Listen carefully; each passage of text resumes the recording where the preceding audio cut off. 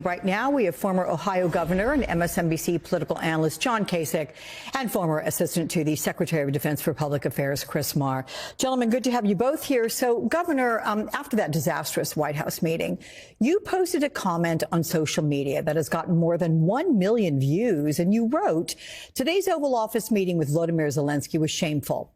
President Zelensky represents a nation whose citizens have sacrificed their lives and shed blood for the freedoms they cherish. He deserves respect, not humiliation." And there are many who believe, sir, that embarrassing Zelensky on the global stage was the White House's intention. They deny it. But how do you interpret what Trump intended and accomplished in that meeting? Well, I mean, just watching that meeting, I was, first of all, shocked, and secondly, I was sick to my stomach about what I saw there. You know, Alex, the problem is that America, since World War II, has provided some security guarantees to the free world, the people who believe in freedom of speech and free elections and human rights and all these things, free enterprise. We've provided the security guarantees so people felt comfortable that we were going to look out for them, that they have to do their part, but they were going to look out for them. My greatest concern right now is, have we created a trust problem? In other words, the countries around the world say, we don't know what we're going to get from the United States. And my concern about that, Alex, is the fact that with that sort of question, then sometimes countries are going to decide to go it alone. And some of these nations, if you take the Baltics, for example, they don't have the means to raise large armies. They're going to be looking for what they can do to make sure that they're protected. What I hope is going to happen is this moment is going to force us as Americans to take another look.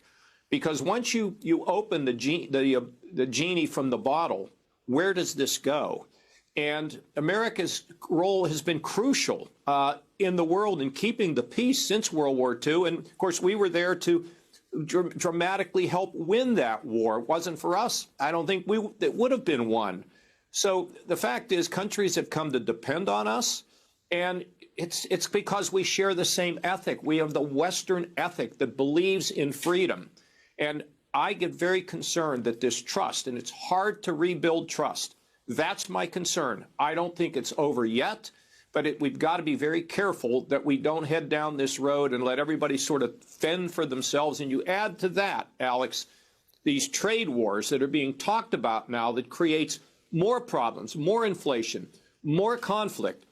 We've got to be very careful here. Yeah. Sobering commentary there, but yeah. All right. Chris, you traveled to Ukraine with Secretary Austin several times during the war. What is your reaction to what you saw in that meeting Friday? Yeah, I mean, I think Governor Kasich hit the nail on the head. I mean, what we witnessed on Friday was embarrassing for the United States. It was disgusting. You're talking about President Zelensky, who for the last 3 years has been fighting for the future of his country, fighting for the values that the United States of America believes in, democracy. You know, it used to be that the United States would stand up for those values, would stand up and help defend our allies and partners, and stand up against bullies and dictators like Vladimir Putin. Instead, the opposite now seems to be true, unfortunately.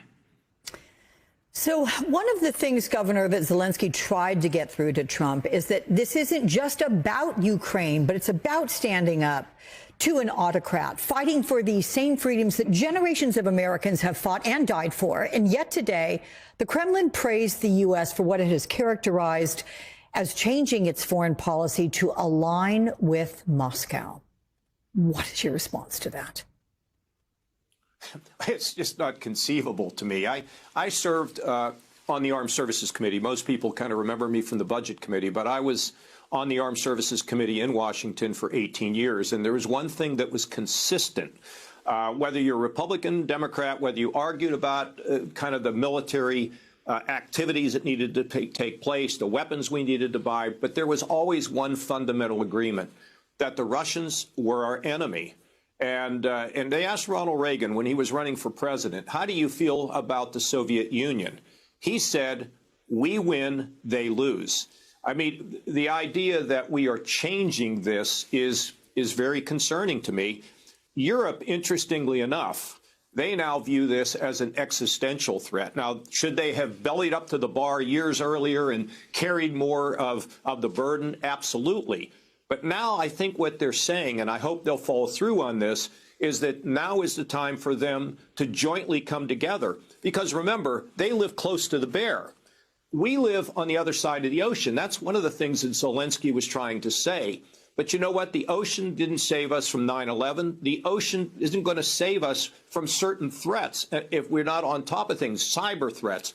But at the same time, I think it's significant that the Europeans are saying, we're not going along with this. And what Zelensky wanted from President Trump was a security guarantee. We all want to see peace, but you can't have peace at any price. You've got to have security guarantees so the Russians, when they're refreshed, don't want to move again. That's what the Europeans are worried about. It's what we should be extremely worried about. And I've not lost hope yet. Maybe there's an opportunity for us to step back from the ledge and realize our commitment to the world really matters and has kept the peace since World War II.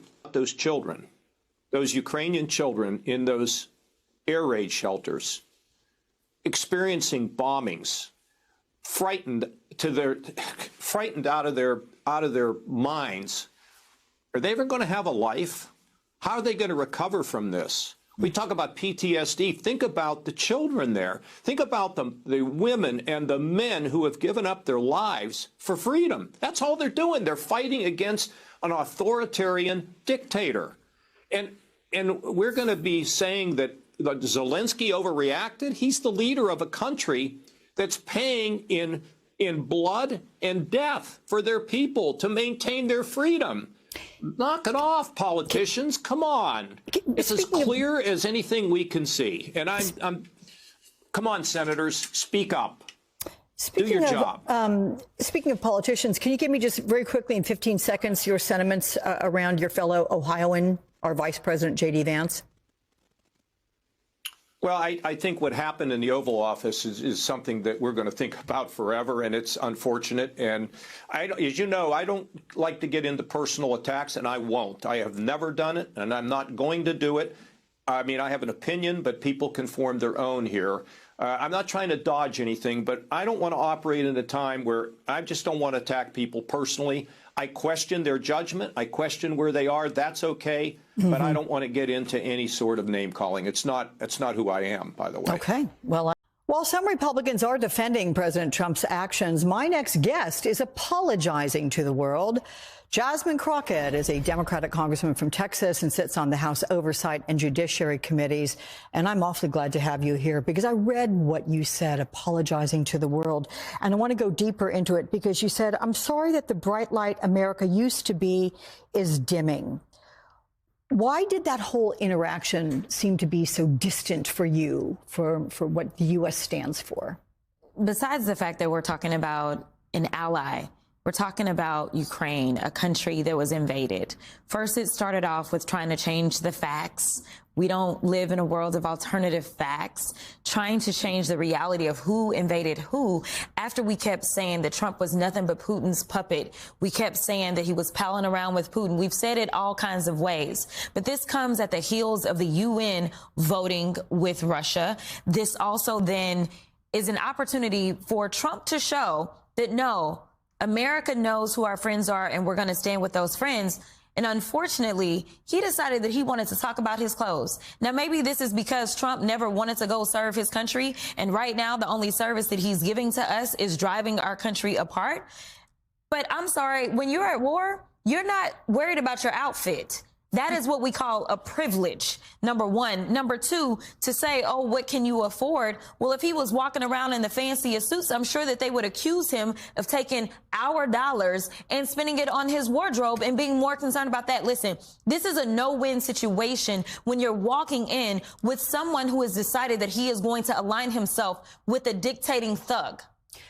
Okay, so to that end, we know before the exchange, what was supposed to happen was there was going to be the signing of this preliminary mineral deal, at least, right? Aiming to end the war, but without Trump committing to any security guarantees. I mean, you say that peace should not have a price tag, but there are some Republicans, as you know, and the president claiming that, oh, you know what, America is being taken advantage of here. Is there a middle ground we can get to? There's not a middle ground with this president. He has no intentions of doing right by, number one, the United States. I appreciate what the former governor was saying. We are in a national security crisis. We have been in a national security crisis ever since, honestly, before he even ran. We know that he had our national secrets stored at Mar-a-Lago. People felt like that wasn't really a big deal. They wanted to compare it to what was going on with Joe Biden. We know that he was showing this to people that maybe weren't supposed to see our national security secrets. We know that he is consistently engaged in questionable deals as it relates to our emoluments clause when he was in the first go round. Next thing you know, his son-in-law was getting a lot of money from the Saudis as soon as they walked out. And so right now, and not to mention, he has decided that his DOJ will not prosecute cases that engage in any type of foreign nefariousness when it comes to getting money. So unfortunately, we have someone that is occupying the White House. And as far as I'm concerned, he is an enemy to the United States. He swore an oath just like the rest of us. But right now, when you are literally putting us at risk, all because of what?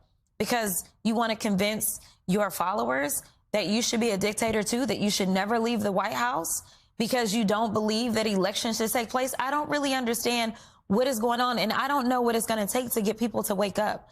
We are not living in a safe country when we decide that we are going to weaken our national security by getting rid of those that are watching our nuclear stockpile, by giving everything over to a private friend known as Elon Musk. Let's be clear. What we're seeing here is Donald getting crushed across the political spectrum, and you're seeing it. Jasmine Crockett on the virtual House floor, because let's be clear, with the Republicans in control, doing their BS every day, and the nature of politics now, a studio on the news in reality is every bit as important as the House floor. It is the House floor in the metaphorical sense, at least.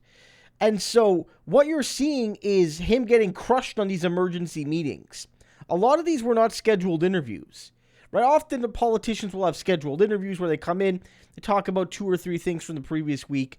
These were emergency meetings, emergency call-ins of Jasmine Crockett on the one hand from the Democrats, and also Kasich, a high-profile Republican. Of course, one of the people that ran against Trump, I believe he endorsed Joe Biden, these sorts of things. What this demonstrates is this story is not going away, and it is uniting people.